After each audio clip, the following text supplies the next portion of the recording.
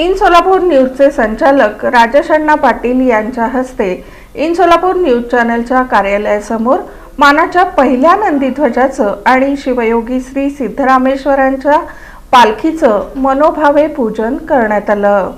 सोलापूरचं ग्रामदैवत शिवयोगी श्री सिद्धरामेश्वर महाराजांच्या यात्रा सोहळ्याला यंदाच्या वर्षी सोमवार दिनांक 12 जानेवारीपासून मंगलमय वातावरणात प्रारंभ झाला। मंगळवारी 13 जानेवारी रोजी यात्रेचा दुसरा दिवस होता, तो म्हणजे अक्षता सोहळ्याचा। हिरेहब्बू वाड्यात मानाच्या पहिल्या आणि दुसऱ्या नंदीध्वजाची पूजा यात्रेचे प्रमुख मानकरी हिरेहब्बू आणि देशमुख यांच्या हस्ते करण्यात आल्यानंतर मंगलमय वातावरणात पारंपरिक मार्गानं मानाचे 7ही नंदीध्वज अक्षता सोहळ्यासाठी श्री सिद्धरामेश्वरांच्या मंदिरातील संमती कट्ट्याकडे मार्गस्थ झाले।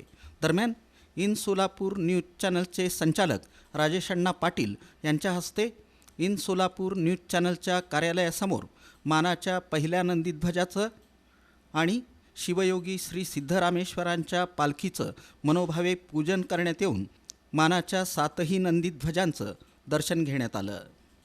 यावेळी मानाच्या पहिल्या नंदीध्वजाला इन सोलापूर न्यूज चॅनलचे संचालक राजेश अण्णा पाटील यांच्या हस्ते बाशिंग बांधण्यात आलं।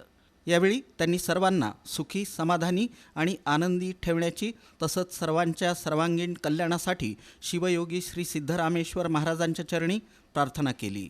यावेळी यात्रा सोहळ्याचे प्रमुख मानकरी राजशेखर हिरेहब्बू, सागर हिरेहब्बू, मनोज हिरेहब्बू, जगदीश हिरेहब्बू, विनोद हिरेहब्बू, विकास हिरेहब्बू, आमदार विजयकुमार देशमुख, प्रभाग क्रमांक 7D मधील शिवसेना एकनाथ शिंदे गट आणि राष्ट्रवादी काँग्रेस अजित पवार गट युतीचे अधिकृत उमेदवार तथा शिवसेनेचे जिल्हा प्रमुख अमोल शिंदे, प्रभाग क्रमांक 2 मधील भारतीय जनता पार्टीचे अधिकृत उमेदवार डॉक्टर किरण देशमुख यांच्यासह प्रशांत धुम्मा, अजित धुम्मा, आनंद मुस्तारे, प्रतीक थोबडे, नागनाथ मेंगाणे, हनुमंतप्पा कुंभार, केदार कुंभार, राजशेखर मठपती, समर्थ मठपती, वीरेश मठपती, लक्ष्मीकांत देवरनाथगी, चन्नेश इंडी, राहुल वर्दा, इन सोलापूर न्यूजचे चॅनल प्रमुख समाधान वाघमोडे, कृष्णा रेळेकर, बाबू चिप्पा, अशोक गुजरे आदींची उपस्थिती होती।